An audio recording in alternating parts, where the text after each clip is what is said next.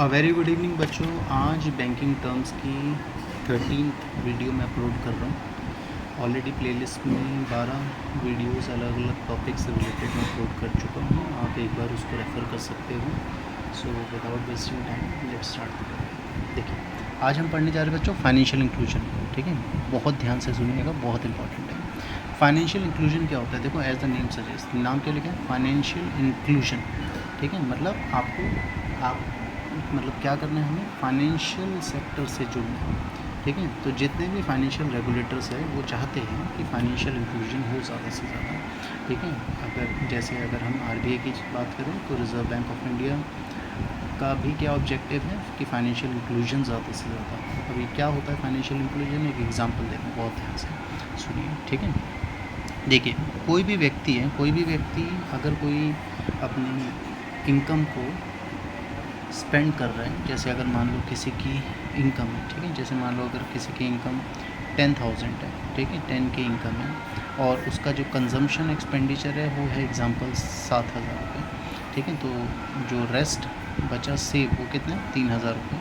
ठीक है, इनकम 10,000 रुपये कंज्यूम कर दिया उसने, खाने का खर्चा है, बच्चों की स्कूल फी। ठीक है, ओवरऑल जो एक्सपेंडिचर है उसका वो 7,000 है, तो सेविंग कितनी हुई? 3,000। अब इस सेव्ड मनी को अगर वो घर में ही रखेगा then it will become unproductive. ठीक है, तो उसको क्या करना चाहिए? इस पैसे को बैंक अकाउंट में डालना चाहिए या कहीं इन्वेस्ट करना चाहिए। ठीक है, ताकि वो एक प्रोडक्टिव मनी बन सके। ठीक है, इकॉनमी में के भी काम आए। सो आरबीआई क्या चाहता है कि everyone should connect with the banking sector. ठीक है, हर कोई बैंकिंग सेक्टर से जुड़े। क्यों? क्योंकि देखो बच्चों, अगर कोई बैंकिंग सेक्टर से जुड़ेगा, ठीक है, तो वो अपना पैसा, ये जो सेव्ड मनी है, ठीक है, जो सेव्ड मनी क्या होती है? अनप्रोडक्टिव होती है until unless you will invested to somewhere. ठीक है, तो अगर कोई भी व्यक्ति बैंक से जुड़ेगा तो वो डिपॉजिट कर सकता है, ज़रूरत पड़ने पे लोन ले सकता है। ठीक है, बोरोइंग। ठीक है, बैंक लैंडिंग करेगा।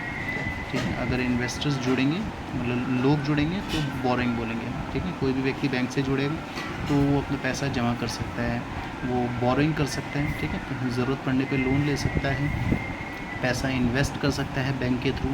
ठीक है, बैंक के थ्रू इंश्योरेंस सेक्टर से जुड़ सकता है, जिसको बैंक का इंश्योरेंस चैनल बोलते हैं हम।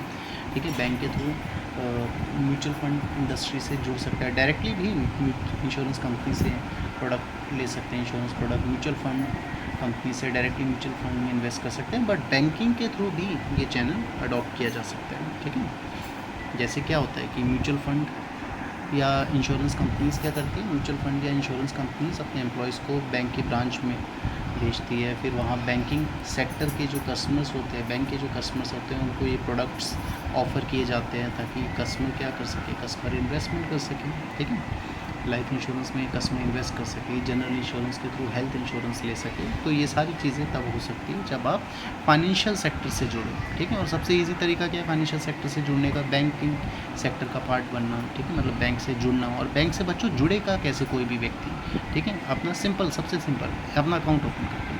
ठीक है, अगर कोई भी व्यक्ति अपना अकाउंट ओपन करेगा तो मल्टीपल बैंकिंग सर्विस को अवेल कर सकता है। ठीक है, जैसे डिपॉजिट या लैंडिंग, ये तो बेसिक बैंकिंग सर्विस है। इसके अलावा भी जो मल्टीपल बैंकिंग सर्विसेज हैं उसको अवेल कर सकते हैं कस्टमर। अब बच्चों देखो, यहाँ प्रॉब्लम क्या आती है? अगर कोई बैंकिंग सेक्टर से जुड़ रहा है तो वहाँ प्रॉब्लम क्या आएगी? वहाँ प्रॉब्लम आएगी मिनिमम बैलेंस की।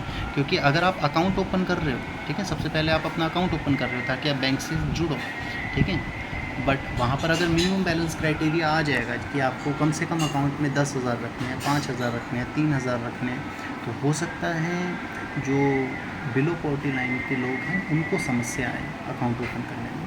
ठीक है, बस इसी समस्या का निवारण करने के लिए रिज़र्व बैंक ऑफ इंडिया ने 2005 में इंट्रोड्यूस किया था नो फ्रिल अकाउंट। ठीक है, अब ध्यान से सुनिए। इस नो फ्रिल अकाउंट में बच्चों क्या बोला गया था? नो फ्रिल अकाउंट में बोला गया था कि banks are required either to, मतलब banks can open no frill account either with zero balance, nil balance और वेरी लो बैलेंस। ठीक है, ध्यान से सुनना। Banks can open no frill account either with nil balance और विद मिनिमम और very low balance. ठीक है, या तो लो बैलेंस के साथ नो फ्रिल अकाउंट खोल सकते हो, बहुत कम मिनिमम बैलेंस के साथ, या फिर नील बैलेंस के साथ। अब इसी नो फ्रिल अकाउंट को आगे चल के BSBDA 2012 में लॉन्च किया गया। और 2012 में जो BSBDA लॉन्च हुआ, पहले तो इसकी फुल फॉर्म ध्यान रखना, ये क्या है? ये है basic saving bank deposit account. ये जो BSBD लॉन्च हुआ, यहाँ पर बेनिफिट क्या मिला, यहाँ पर ये एक तरीके से पूरी तरीके से ज़ीरो बैलेंस अकाउंट है। मतलब अगर आपको ये ज़ीरो बैलेंस अकाउंट मतलब BSBD अकाउंट अगर आप खोलते हो तो आपको कोई भी मिनिमम बैलेंस मेंटेन करने की ज़रूरत नहीं है। और 2012 के बाद ये जितने भी न्यूट्रल अकाउंट हैं ना BSBD में कन्वर्ट हो गए थे। ठीक है, तो ज़ीरो बैलेंस अकाउंट आ गया। आप कस्टमर क्या कर सकते हैं, अकाउंट ओपन कर सकते हैं और फाइनेंशियल सेक्टर से, बैंकिंग सेक्टर से जुड़ सकते हैं। अब बच्चों इसी चीज़ को आगे चल के 15 अगस्त 2014 में prime minister Shri Narendra Modi ji introduced a national mission for financial inclusion. ठीक है, जिसको क्या बोला गया, प्रधानमंत्री जनधन योजना। प्रधानमंत्री जनधन योजना भी क्या है, ये भी एक ज़ीरो बैलेंस अकाउंट है विद सम एडिशनल फीचर्स दिए गए। ठीक है, जैसे इसमें एक्सीडेंटल इंश्योरेंस दिया गया, इसमें ओवरड्राफ्ट फैसिलिटी दी गई। ठीक है, एक्सीडेंटल इंश्योरेंस 1 लाख का दिया गया था, बाद में जाके ये 2 लाख रुपए हुआ। ओवरड्राफ्ट फैसिलिटी दी गई थी। ठीक है, जो आगे चल के 10,000 की ओवरड्राफ्ट फैसिलिटी दी गई। एंड इवन अगर किसी ने प्रधानमंत्री जनधन योजना में अकाउंट ओपन करवा रखा है तो डायरेक्ट बेनिफिट ट्रांसफ़र के साथ भी कनेक्ट कर सकता है। डायरेक्ट बेनिफिट ट्रांसफ़र मतलब अगर मान लो आपको कोई सब्सिडी मिल रही है या पेंशन मिल रही है तो आपके इस PMJDY अकाउंट में भी डायरेक्टली वो आ सकती है। ठीक है, मतलब आप डायरेक्ट बेनिफिट ट्रांसफ़र का भी पार्ट बन जाओगे इस अकाउंट के थ्रू। समझ गए? चलिए, तो आज का टॉपिक यही समाप्त करते हैं। आगे की जो टॉपिक्स है आपके नेक्स्ट वीडियोज़ में देखेंगे। चलिए, बाय बच्चों, गुड नाइट।